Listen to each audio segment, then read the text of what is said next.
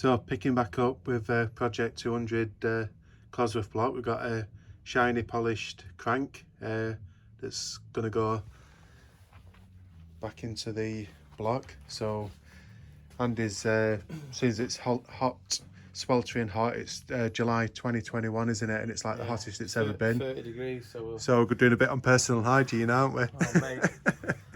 So anyway, yeah, I was going to say the crank, polished up, it's standard size, and as you can see, it's got no wear on it that we can measure anyway. And if you look at the crankshaft, quite interesting. They made a bit of effort with the crank.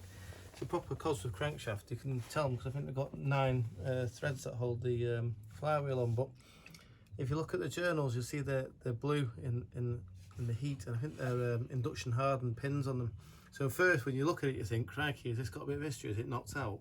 Yeah. But in actual fact, it's just the hardening process where they put the heat into it. Yeah. It's a work of art in itself. Yeah. So that's the skin on this crank is hard. So as long as it hasn't seen any oil salvation, which we could see when we stripped it, the bearings were serviceable. You know, it's absolutely as new, even though was it like 90,000 miles, something like that? Yeah, something like that. Yeah. Right. So what we're going to do, so just to go on about it a bit more, is cleanliness. So I'm just going to fire some brake cleaner down all the mains oil feeds and down here. Even though we've done this already with TFR and all the rest of it, just get the airline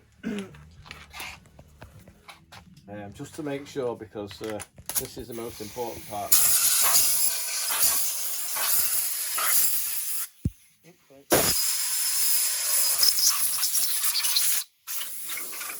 Okay, so is that just to get rid of any swath or any little? Yeah, anything that's hanging around, you know. Yeah. It's like at this stage, anything that's in the galleries, it's after the filter. So as soon as we fire the engine up, you know, we're running 2.5 to 3 foul clearance in the bearings, so between the bearing journal and the surface of the crankshaft, and you know, anything that will mark the bearings and damage it and score them and that. Yeah, give it the best possible chance. By making sure. So anyway, I'm happy with that now. So what we'll do is you might as well leave the camera running actually. I'll get the assembly. So what's that, Andy? Is that it's just some, oops, kick them everywhere. It's just some Torco engine assembly lube. It just hangs around. It's like a bit like snot. But you'll see when we put the crank in. It might be a few, it might be a month before you fire this up. Yeah. So this lube will hang around and basically give it that protection when it first fires up before the oil pressure. Well, we'll get oil pressure before we. Yeah, so it's lube before the actual oil gets through. What we'll do is we'll put the sump on, we'll put the head on, we'll build it all up, but we'll leave the cam belt off. Yeah. Because the oil pump's driven off this auxiliary pulley on the front here.